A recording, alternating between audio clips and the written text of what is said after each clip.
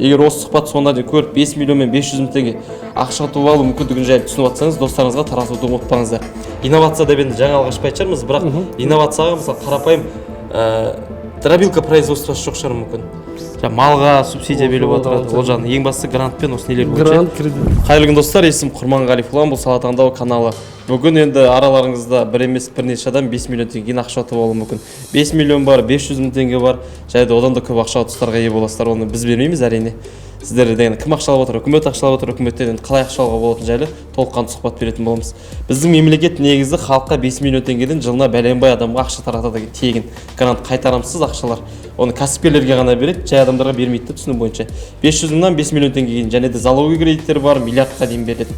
Сол жайлы бүгін толық ақпаратты Тұрсын Бекжан, Тұрсын фамилияң да бауыр? Тұрсын Бекжан Тұрсынұлы. Тұрсын Бекжан Тұрсынұлы бауырымыздан толыққанды сұхбат алатын боламыз. Біздің YouTube каналымыздың көрермен екен. Біздің YouTube каналы арқылы бір емес екі кәсіп ашқан бауырымыздың бірі екен. Ол кәсіптерді жақын арада түсіретін боламыз. Ол жайлы бүгін толыққанды сұхбат алатын боламыз. Ал негізгі мақсатымыз енді кәсіпке ақша таппай жүрген адамдар болса, жақсы идеясы бар, қай жерден ақша алу керек, инвестор іздеп жүрген адамдар болса, одан да осы сұхбатты толыққанды көріңіздер. Егер осы сұхбат соңына дейін көріп 5 миллион мен 500 мың теңге ақша ұтып алу мүмкіндігін жайлы түсініп жатсаңыз, достарыңызға таратуды ұмытпаңыздар. Ең бірінші сұрақты енді Бекжанда негізгі аты. Бекжан, сізге қойсақ, бұл программалар жайлы қайдан білесіз, өзіңіз сол неде жұмыс істедіңіз ба? Грант бөлетін жерде? Жоқ, жалпы осы әлеуметтік салада 5 жылдан ұзақ уақыт істедім, және осы салада біраз тәжірибеміз бар. Біраз елдерге грант беруге көмектестіңдер ғой? Көмектестік. Өзің жалпы грант ұтып көрдің бе? Жоқ. Елге көмектесіп жүріп өзің грант ұттың ба? Жоқ, ол өзіміз сол салада жұмыс істегеннен кейін ол жағы бізге болмайды. Өздеріңе қатысуға болмайды. Жалпы негізі таныс арқылы ұтып жатқан адамдар бар ма? Или таныс керек бұл жағада? Ол жерде таныстың ешқандай қажеттілігі жоқ. Мемлекеттік бағдарлама болғаннан кейін ол еңбек нәтижелі жұмыспен қамту және жаппай кәсіпкерлік дамытудың 2017-2021 жылдарының бағдарламасы шеңберінде болады. Ол жерде ешқандай таныс қажет жоқ. Ең бірінші бизнес бастау мынау Атамекен кәсіпкерлер палатасы арқылы оқу керек бір айлық. 21 күндік оқу, соны оқып болғаннан кейін өзіңіздің бизнес идеяңызды ұсыну арқылы соны қорғап. Сөзіңді бөлейін осы жерде. Кішкене әдеби сөз емес, былай терминдермен сөйлей берейік негізі. Бұған дейін де бір бауырымызбен сұхбат алғанбыз, кішкене терминдермен сөйлетті, көп зат түсінбей қалғанбыз. Ол жерде ешқандай не жоқ. Енді ең маңызды сұрақтардың бірін қойған, құрметті көрермендер, сөз бөліп те ренжімеңіздер. Ең бірінші, қазіргі 505 мың теңге грант ойнатып жатыр да, осы сәуір айында. Уже басталды. Қазір біздің көрермендер барып тапсыра ала ма? 505 мың теңге, ол қайтарымсыз грант, Ол жаңағы бағдарлама бойынша қайтарымсыз грант, ол жерде бір талап қойылады. Ол жаңа өз ісін бастаушы азаматтарға арналған. Және жұмыссыз болу керек. Екінші, үшінші қойылатын талап ол Атамекен кәсіпкерлер палатасы арқылы 21 күндік бизнес бастау сертификаты болу керек. Оқу керек. Ол жерде тегін оқыта ма? Ол жерде оқытады және де грант береді, стипендия төленеді. Стипендия қаншаға төленеді? Енді стипендиясы 16 мың теңге болу керек. Ай сайын төлеп отырады. Қанша төлейді? Бір рет сол бір ай оқиды ғой, бір ай 21 күн оқиды, 21 күнге стипендия төленеді. Бұл бастау бизнес несіне оқу үшін тек қана өзіміз акиматқа ма қайда барамыз? Ол жерде әр аудандарда Атамекен кәсіпкерлер палатасы бар, сол жерге барып тіркеледі және жолдаманы жұмыспен қамту орталықтары береді. Сол жұмыспен қамту орталығы болмаса кәсіпкерлер палатасына барса толыққанды ақпарат береді. Интернеттен де таба аламыз. Ең бірінші 505 мың теңгелік грант бұл қайтарымсыз. 21 күн оқимыз, 21 күннен кейін бизнес план жазамыз.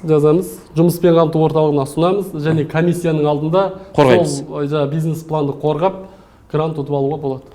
Мен енді құрметті көрермендер, бұл жерде өткен жылы бізде мына камераның арт жағындағы жігіттерді ұтып алған, мынаны осы. Мен таныстарым біраз адамдар ұтып алған, осы өткен жыл демей қойын, 1,5 жыл бұрынша. Ол кезде адамдарды өздері жинады, енді ақша керекші. Реклама берді, адамдар бармады ғой, сенбеді ма, мүмкін ақша беріп жатқанда шынымен үкіметші. Бірақ біраз адамдарды өздері жинап, өздері чағырып, біраз адам ұтып алды 505 мың теңгені. Өйткені шынымен беретін адам таппай қалды ғой сол кезде. Ол неге ондай болғанын білмеймін. Енді бірақ биыл қалай адамдар саны көп па тіркеліп жатқандар? Енді биыл мен жалпы сол саладағы азаматтармен тікелей байланыста боламын. Олар биыл 700-ге жуық адамның кезекте тұрғанын айтты.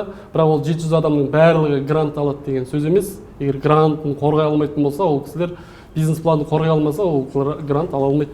Сосын енді тура осы жерде сөз бөліп өтейік. Бизнес план бойынша менде 2-3 түрлі формат нелері бар енді. Түрлері, баяғыда жігіттер қорғаған образец керек десеңіздер, тура осы видеоның астында телеграм канал қалдыратын боламыз. Болмаса Бекжан бауырымыздың Телеграм канал болмаса бір Инстаграм қалдырамын, сол жерге шығып жауап ала аласыздар. Телеграм каналға кіру арқылы бизнес пландар бар, соған кіріп өздеріңіз сол образецті ұқсастырып жазсаңыздар болады. Ары қарай сұхбатымызды жалғастырайық. Одан кейін 5 миллион теңгелік грант бар да. Сосын жаңа пенсионный қанша жүрмей керек, ол пенсионный қанша уақыт? Пенсионный ол жұмыссыз азамат ретінде тіркелесіз, тіркелгеннен кейін ол маңызды емес, ол 1 ай ма 2 ай ма сіз жұмыссыз ретінде тіркелгеннен кейін уже ары қарай ең бастысы тіркелсең болды да. Тіркелсеңіз болды, ол 10 жұмыс күнінің ішінде шығады. Аха, ол жағы түсінікті болды. 21 күн оқисың, тіркелесің, бизнес планды апарасың, өтсең өттің, өтпесең қалдың қысқасы. Екінші сұрақты қойған 5 миллион теңге ма, 505 мыңнан кейін тағы да қандай гранттар бар? 505 мыңнан кейін 5 миллионға дейінгі ол облыстық кәсіпкерлер жаңағы несі ұйымдастырады. Палата предпринимательства дейміз, акиматтарда. Сол кісілер ұйымдастыратын грант, ол жерде де инновациялық бағытта болу керек. Сіздің ауданыңызда өте сирек кездесетін бизнес болса, сол өздеріңіздің аудандық акиматтағы кәсіпкерлер палатасына барып, кәсіпкерлер палатасы сол жерден бизнес планыңызды ұсыну арқылы қатысуға болады. Яғни мысалы біз Талғар қаласынамыз, Талғар қаласында мысалы не жоқ, инновация деп енді жаңалық ашпай шығармыз, бірақ инновацияға мысалы қарапайым дробилка производствосы жоқ шығар мүмкін. Болмаса жаңағыдай не жоқ шығар, теплица жоқ шығар. Теплица жаңағы сүт өнімдерін өндіретін, кірпіш шығару, сабын шығару, бұның бәрі инновация емес. Иә, оның барлығы өзіңіздің бизнес планыңызды, бизнес жоспарыңызды қорғауға байланысты болады. Мысалы, дүкен ашу деген жаңалық емес, оған берілмейді. Салон красоты жаңалық емес, садик ашу жаңалық емес. Егер садик жетіспеген болса, болатын болса, енді ол садикке де мен білуімше мемлекеттің өзінің бағдарламалары бар. Садик ашамын деген азаматтарды қолдайтын. Бірақ ол жайлы атамекен кәсіпкерлер палатасынан несінен барып сұрау керек ұлттық кәсіпкерлер. Сондықтан инновация дегеннен бір робототехника бірдеңе іздеп кетпеңіздер. Инновация деген сіздің ауданыңызда не жоқ, соны ашу керек. Ал кәсіптің енді 1040 түрі біздің аудандарда, ол 100% жоқ біздің YouTube каналдан. Инкубатор саласының өзі жоқ шығар негізі, тауық саласы да. Ол жағынан да қорғап ұтуға болады. Енді мен таныстарым бар, Еврозабор сондаймен ұтып алған. Мен өзім тікелей солармен байланыста боламын. Сондай құрылыс саласындағы материалдарды өндірумен де жаңағы ұтып алды. Қарапайым Еврозабор ұтып алды ма сонда? Талғар қаласында ма? Талғарда емес, ол Текелі. Текеліде ұтып алды. Яғни 505 мың бұл да грант, бұл да қайтарымсыз. Қайтарымсыз, бұл жерде ешқандай ақшаны өкіметке кері қайтармайсыздар. Комиссияның қанша адамын алды, бизнес планды кәдімгі немен презентациямен әкеліп қорғайсың? Жоқ, бизнес планыңызды комиссияның алдына тастайсыз. Сонан кейін олар сұрақ қояды, сол бойынша бұны өтесіз.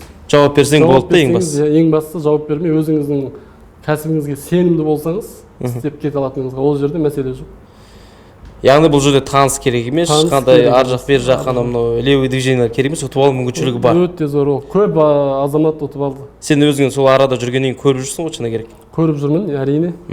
Онда келесі сұрағымызды қояйық енді. Мына залогқа кредит алам деушілер де көп та, мысалы мал алам деушілер, тағы да субсидия темасы бойынша мысалы. Сол кезде үйді залогқа қояды көп жағдайда да. Мемлекеттің негізгі процент 6%-тен басталады дейді. 6%. Қарапайым банктерде 18-26-ға дейін барып жатса, мемлекеттен кредит алсаң 6%-ке аласың. И төлемді ай сайын емес, кварталмен төлейсің да? Иә. 3 айда төлеуге болады, 6 айда бір төлеуге болады. 3 айда бір төлеуге болады. Енді үйің мысалы ауылда, былай есептейік, мен мысалы Алматы қаласы, ар жақта Кеген Райымбек ауданы, Ұзынбұлақ деген ауылда тұрам. Үйімнің негізгі нарықтағы бағасы ары кетсе 2 миллион теңге болуы мүмкін. Мен 15 миллион теңге нені ала аламын ба? Жоқ, ол жерде сіздің қойылған залогыңыздың 50% сізге кредит ретінде шығады. Егер залогыңыз 10 миллионға татитын болса, 5 миллионға дейін кредит ала аласыз.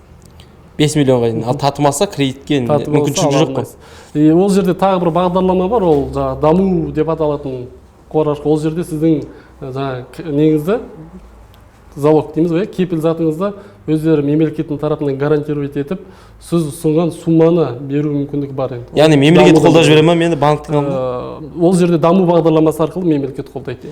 Аха, мысалы 15 миллион теңге кредит алу үшін үйдің нарықтағы бағасы 30 миллион теңге болу керек болса? Негізі 30 миллион болу керек. Егер бұл жерде бағдарламаға қатысты ғой, егер нәтижелі жұмыспен қамту дейміз, ол жұмыспен қамту орталығы арқылы жаңағы нелер фондтар дейміз ғой, екінші деңгейлі фондтар, банк емес бұл фонд, ауыл шаруашылық қолдау фонд, қазір неше түрлі кредиттің табыстылары бар. Сол арқылы алсаңыз ол жаңағы 6 миллионға дейін, және даму арқылы алсаңыз бұл жерде субсидияға жаңағы негізге кепілдік береді ғой, гарантировать етеді негізді кепіл затыңызды. Яғни мүмкіншілік бар да. Мүмкіншілік бар. Сосын субсидия жайлы толыққанды білесің бе? Кішкене ол жайлы ақпарат аз білесің бе? Малға субсидия беріп отырады. Ол жағын ең бастысы грантпен осы нелер бойынша. Грант, кредит бойынша. Енді бизнес план жазу форматы. Бизнес планды негізі сол жерде өздері жазып береді деп жатыр да, мысалы. Оларға сенген дұрыс па, өзің жазған дұрыс па? Бизнес планы үлкен андай қалың болу керек пе, или қысқа нұсқа әдемі жазу керек па? Бұл жерде тағы да негізі айта кететін бар, егер жаңағы 6 миллион кредит алам десеңіз де, грант алам десеңіз де, сізде атамекен арқылы жаңағы оқуды міндеттейді сертификат. Сол сертификат оқыған кезде сол жердегі мамандар сіздердің грант, жаңағы бизнес пландарыңызды жазып, тексеріп, проектіден өтетіндей дайындап береді. Өздері істеп бере ме? Енді істеп бергенде ол қалай айтамыз, жолын көрсетеді, дұрыс емес болса, дұрыс емес деп айтады енді. Нағыз көмектеседі енді, қолдайды. Жақсы түсіндік. Одан келесі сұрақ 6 миллион теңге, 5 миллион теңгені ұтып алдық, болмаса 505 мың теңгені. Ары қарай олар бізден отчет алып, тексеріс келіп, комиссия жіберіп отыра ма? Әрине енді өкімет жаңағы онда ақша бергеннен кейін оның несі болады, тексеріс болады. Тексеріс болған кезде сіз отчет бересіз. 3 айдан кейін өзіңіздің ұтып алған бизнес ақшаңызға қандай мақсатта жұмсадыңыз және қандай заттар алдыңыз, соны апарып құжат ретінде өткізесіз. Яғни отчет болады міндетті түрде. Одан жаңағы ұлттық мемлекет дүниежүзі арқылы неле грант дедің ғой. Қалай дедің? Сол грант жайлы айтып кетші. Ұлттық даму банкі ойнатады, ол жастар ресурстық орталығы арқылы ойнатылған. Енді ол жерде бірден айту керек, бүткіл Қазақстанда емес, ол ауданда, облыста бөліп ойнатады. Ол 1 миллионға теңгеге дейінгі гранттар. Және де сіздің команда құрасыз, командаңыздың әрбір мүшесіне сол банктың тарапынан жалақы төленеді. Стипендия дейміз, стипендия төленеді. Ол қанша теңге болады? Ол егер жаңағы орта білім болса 40 мың теңге, жоғары білім болса 60 мыңға дейін. Тоже бір ай? 6 ай. 6 ай төледім? 6 ай бойы 60 мың теңгені алып отырасың ба? Алып отырасың командамен аласыз. Әр команда мүшесі И соңында командаға 1 миллион теңге бере ма? Ол бірінші жаңа ұтып алған кезде 500 мың теңге береді. Сонан кейін ары қарай 6 айдан кейін или 3 айдан кейін тағы да қалған 500 мыңды аударады. Бір адамға ғана? Или команданың бәріне ме? Жоқ, сол командамен іске асырылатын жоба ғой. 1 миллион теңге негізі көп затқа жетпейді ау. Командада қанша адам болу керек? Командада ол жерде ең азы 3 адам, ары қарай 6 адамға дейін қатты шектеу бара береді да? Яғни қазір мемлекет тарапынан 505 мың теңге, 505 мың. Ол жерде 200 МРП дегеніміз дұрыс болар. Былтыр 505 мың болса, былтыр 2020 жыл 580 мың болған. МРП өскен сайын ол да өсе береді. Биыл 200 МРП да? 200 МРП ол примерно сол 300 мың, 600 мыңның шамасына барады ғой. 600 мың теңге. Одан кейін 5 миллион теңге ме? 2 миллион, 3 миллион теңге бар ма? 5 миллионға дейін деп алайық. 2 миллионнан 5 миллионға дейінгі гранттар бар. Ол жерде, иә.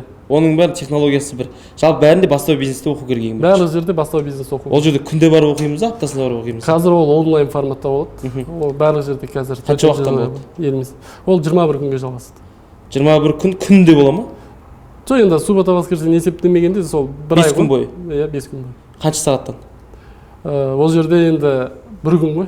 Таңғы сағат 9-да басталса, кешкі сағат 9-да. Кәдімгі онлайн оқу сияқты ғой, университетте. Күндіз күні кешке көріп отырсың ба? Көріп отырған кезде ол жерде сіздерге ол айтып отпайды, сіздерге тапсырма береді, сол тапсырманы орындайсыз. Жалпы сол енді 21 күн бойы қандай ақпараттар оқытады ол жерде? Бизнес план жазып көрсете ма?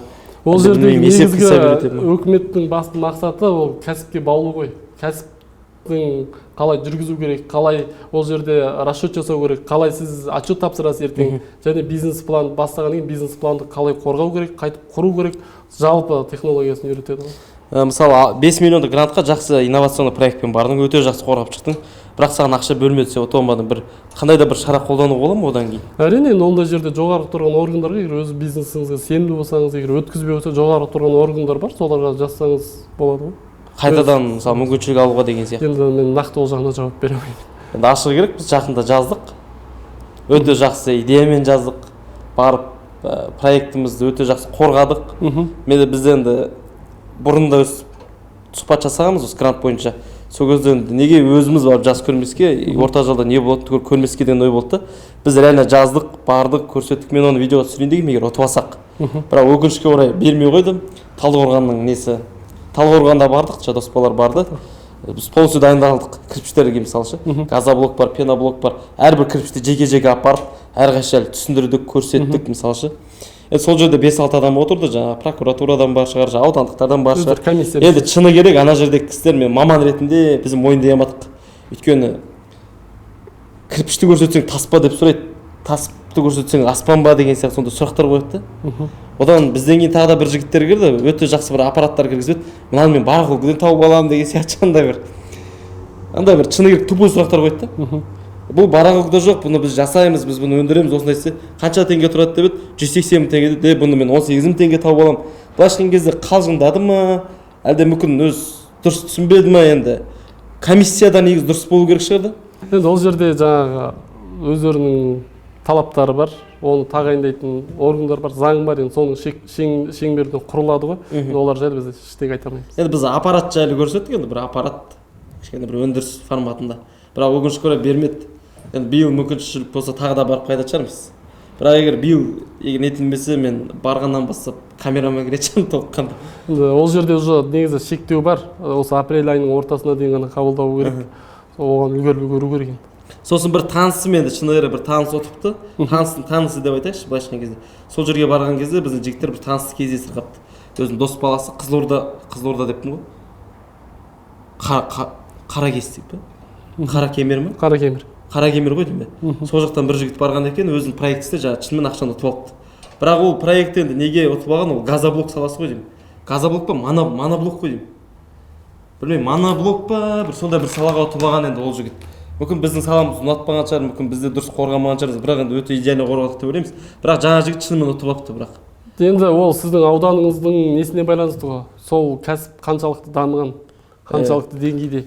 Ол жаңа аз сирек кездесетін, өз ауданыңызда сирек кездесетін нелер болса, кәсіп болатын болса, ол жерде меніңше қиындық жоқ, мәселе жоқ болу керек. Ұтып алуға мүмкіншілік бар. Енді биыл ол 5 миллионға неге жалпы қанша адам қатысады, қанша адамға бөлінеді негізі ол грант? Саны бар ма, шектеулі? Оны қазір мен нақты айта алмаймын. Негізі қаншаға бөлінеді? Негізі әр ауданға беріледі, әр ауданға орын береді, 2-3 орыннан беретін шығар. 5 миллионға 2-3 орыннан ғана. 505 мың теңге қанша адамға беріледі? Ол жерде де ол мемлекеттің бөлінген жаңағы қаражатына байланысты, ол жерде де қазір нақты мынанша деп айту қиын. Бірақ 200-ден көп болады шығар ол? Жоқ, ол жерде 200-300 адамға дейін барады. 200-300 әр ауданда енді 100-ден жоғары деп айтайық. Яғни мүмкіншілік бар 200-300 адамға толуға. Енді өзің тарапынан келетін болсақ, біздің YouTube каналын көрерменсің да? Әрине, тұрақты көрермені. Қандай кәсіптер бастадың? Қазір 2 кәсіп жүргізіп жатырмын дедің ғой. Енді қазір кілем жуу саласы, екіншісі вата өндірісі. 2 салада жұмыс істеп жатырсың. 2 саланы бірге алып жүрміз. Біздің YouTube каналдан көрдім. YouTube каналдан сіздерден көріп, содан туындады, содан бастап кеттік. Жалпы қалай жүріп жатыр қазір? Шүкір, жақсы. YouTubeға түсірсек бола ма, бар? Қарсы емеспін. Онда тура осы видеоның астына біз ертең нақты барып, осы бауырымыздың саласы жайлы толыққан сұраймыз. Кәсіп жолы қиын жол ма, оңай жол ма? Енді оны әр кәсіпке кіргеннен кейін меніңше оны жақсылап зерттеу керек. Ешқандай зерттемей кіріп кетсең, мәселелер, жұмыстар көбейеді. Бірақ енді жалпы кез келген адам кәсіпкер бола ала ма? Егер ниеті болса, құлшынысы болса, бола алады. Кәсіпкерге ең бірінші керек мінез қандай? Ең бірінші төзімділік, ең қажет ететін. Екінші, қалай айтамыз, рисковать ету керек дейміз ғой. Тәуекелдікке бару керек. Ал егер жылап жүрген кәсіпкер болса, жылап жүрген адам болса? Жылап жүрген адам ай алып жүре алмайды ғой. Алып жүре алмай ма? Қиын. Мысалы, басталғаннан бастап не болып басталса? Кәсіп бастағаннан кейін ең бірінші ол жерде сіз тұтынушылармен жұмыс істеу керек. Окей. Тұтынушыларыңызбен жұмыс істеу керек, тұтынушымен жұмыс істеу үшін де бір жақсы мінез керек. Жақсы мінез. Одан маркетинг қаншасы орында дейсің кәсіпте? Бірінші орында қазір. Маркетингті меңгермесең банкрот болу оңай ма? Табыс табу қиын деуге болады шығар. Яғни кәсібің ашылған кәсібің санаулы күнде жабылады ғой? Жабылуы мүмкін, иә. Кәсіп банкрот бола ма, адам банкрот бола ма? Кәсіпте адам да банкрот болады. Бірінші кәсіп, содан кейін адам. Менің ойымша адам бірінші. Адам. Кәсіпті адам басқарады ғой. Кәсіп өз-өзіне банкрот жарияламайды ғой. Содан адам жүргізе алмаса, иә, әрине. Бірінші адамның миы банкрот болады. Бар кісілер бар, бизнес бастап, бизнесі банкротқа ұшырап, өздері де қолдырап кеткен адамдар бар енді. Ол төзімге байланысты. Төзімге байланысты. Яғни кәсіпте мінез керек. Мінез керек, әрине. Онда Бекжан бауырымыздың кәсібін бірге түсіретін боламыз. Біздің YouTube каналы арқылы кәсіп бастап, ақша тауып, досыңмен бірге бастадың да? Енді иә, қазір әріптес арқылы бастамасаң, жалғыз бастау қиын. Жалпы біздің YouTube канал жайлы бір ауыз айта аласың ба? Пайдасы. Өте өз ісін бастаймын, өз ісін жаңағы ашамын дейтін адамдарға өте керемет, өте тамаша канал. Мен қолдаймын. Өте ризамын, енді Алла разы болсын. Көптеген қазақстандық өз қазақ бауырларымызға көмектесіп жатсың. Әрі қарай осы жолыңнан талма. Рахмет, осындай жақсы айтып тұрсыңдар қуанамыз. Қысқасы, құрметті көрермендер, Бекжан бауырымыздың ертең кәсібін барып түсіретін боламыз. Кәсіптегі қиыншылықтар, бұл жігіттер енді біраз қиыншылық көрген негізі. Қазір айта алмай отыр ғой, ертең оны видеода толыққанда айтатын болады. Кәсіп жол қандай жол екенін, және кәсіпте міндетті түрде мінез керек. Егер мінездерің шыдамаса, онда Қазақстанға да мамандар керек дейді ғой. Енді әрбір видеода осы қайталап отырады ғой. Қазақстанға да юристтер керек, адвокаттар керек, поварлар керек, жаңағы охранниктер керек енді. Қазақстанға да жалпы шаруашылық агрономдар керек. Егер қолыңызда мамандық иесі болу, жаңағы врач болу, повар, аспаз болу қолыңыздан жақсы келіп тұрса, неге сол жолды таңдамасқа? Ол жолда да үлкен жетістікке жетуге болады. Ол үшін біздің мамандық таңдау каналына тіркеліңіз. Балаларыңыз жалпы болашағы мазаласа, қандай мамандыққа түсерін таңдай алмай жүрсе, онда мамандық таңдау каналға кіріп, толыққанды әлемдік мамандықтар жайлы ақпараттар жинай аласыз. Ол каналдың негізгі мақсаты мамандық таңдау каналының негізгі мақсаты деп айтайын. Ол басты ашқан кезде мен осы канал мамандық таңдау пәнін мектепке қосу мен негізгі миссиям десем де болады. Мектеп жастағы балаларға мамандық таңдау каналын, мамандық таңдау пәнін қосу керек қой. Мектепте бірге мамандық таңдау пәні жүру керек. Өйткені біздің өзіміз мектеп бітіргеннен кейін юрист болдық. Не үшін юрист болдым? Өйткені полицейский болам болды, ақша көп, ақша табу жолдар бар, тағы да басқа. Одан психолог болғым келді, одан кейін педагог болғым келді. Былайша айтқан кезде өз мамандығым юрист жайына қалды. Одан кейін не бір салалар істедік, не бір жұмыстар істедік, кәсіпке келдік, одан блогер болып кеттік. Бірақ педагогтық өзім іштей ойлаймын, осы педагог мұғалім боламын деп. Мұғалімдігімді жалғастырып жүрмін деп ойлаймын. Болашақта мектепке де мамандықтан да пәнін кіргізіп, ол жерде де сабақ беретін боламыз. Сіздермен болған Ұлан Құрманғалиев, Сағат таңдау каналы. Егер видео ұнаса лайк басыңыздар, комментарий жазыңыздар, достарыңызға, туыстарыңызға таратуды ұмытпаңыздар. Егер Бекжан бауырымыздың кәсіпкерлік жолын көремін десеңіздер, тура осы видеодан кейін, бұйыртса бір күннен кейін ба видео шығатынша, болмаса түріне қараңыздар, тура осы түрмен баннер тұрады, сол видеоны міндетті түрде қарап жіберіңіздер. Сау саламатта болыңыздар.